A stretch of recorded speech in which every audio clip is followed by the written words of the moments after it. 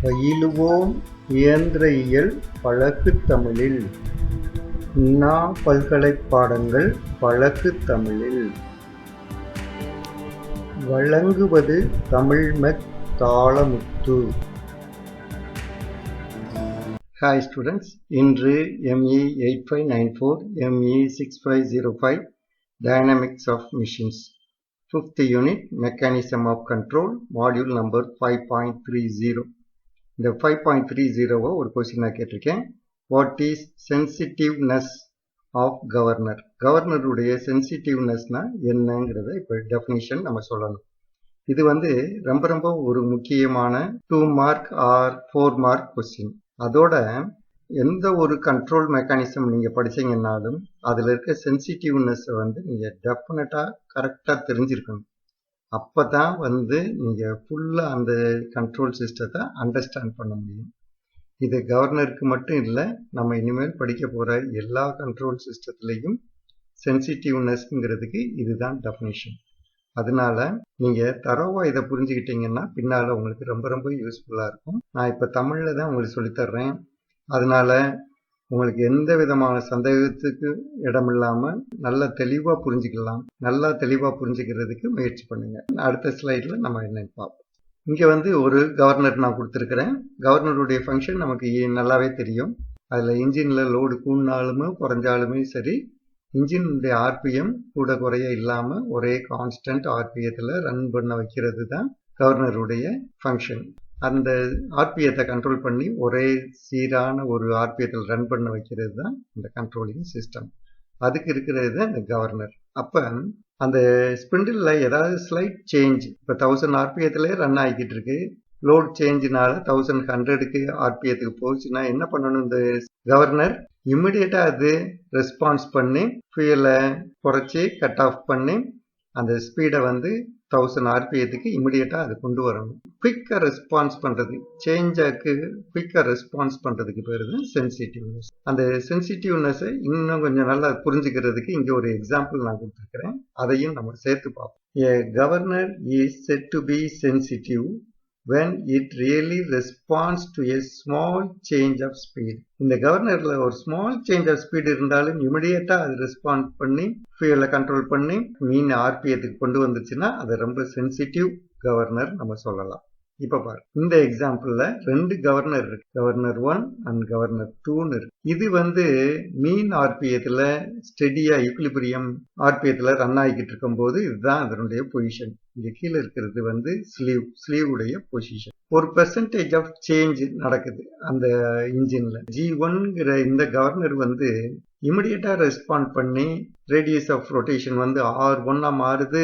இங்க sleeve H1ங்கிற height மேல போய் ஃபியூல ஈஸியா கண்ட்ரோல் பண்ணுது. அதே பெர்சன்டேஜ் ஆஃப் சேஞ்ச் தான் நடந்திருக்கு. இப்ப 1000ல இருந்து 1100 ஆர்பிஎம் வந்துச்சுன்னா அது எவ்வளவு பெர்சன்டேஜ்? 10% சேஞ்ச். அதே பெர்சன்டேஜ் ஆஃப் சேஞ்ச் தான் இந்த கவர்னர் 2க்கு நடந்திருக்கு. ஆனா இங்க H1ங்கிற அளவு தான் இது ஸ்லீவ் நகண்டு போயிருக்கு. ஆனா இங்க H2 நகண்டு போயிருக்கு. அப்ப என்ன சொல்லுவோம்? கவர்னர் 2 தான் நம்ம ரொம்ப சென்சிட்டிவ்னு சொல்லுவோம். சின்ன சேஞ்சஸ் கூட என்ன கொடுக்குது?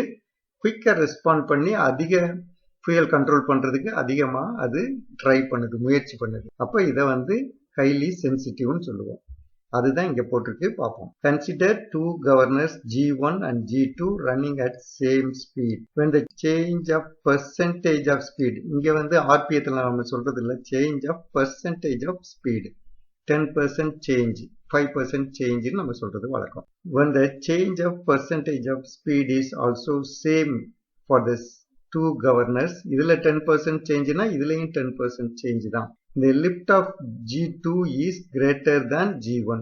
It means the G2 is more sensitive than G1. G1 விட G2 more sensitive governor நம்ம சொல்லுவோம். இப்போ அண்டர்ஸ்டாண்ட் பண்ணிக்கிட்டோம்.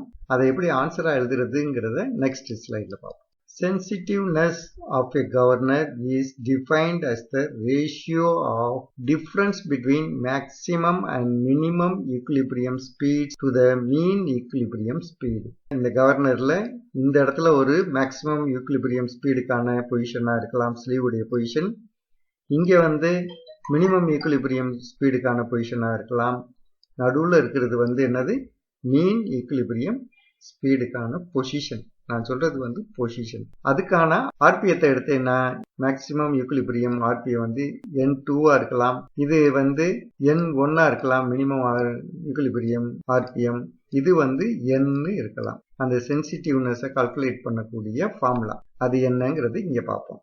lambda is equal to N2 minus N1 divided by N.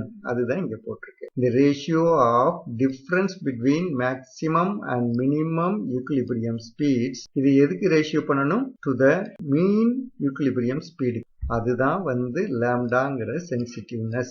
N1 is minimum equilibrium speed in RPM. N2 maximum equilibrium speed in RPM. N is mean equilibrium speed in RPM. இப்போ இங்க பாரு.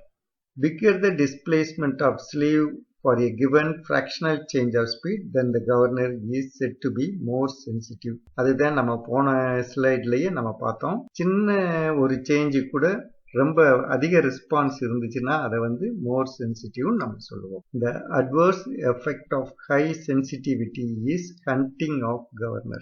நம்ம அடுத்த இது வந்து hunting of governorன்னு ஒன்று படிக்க போறோம்.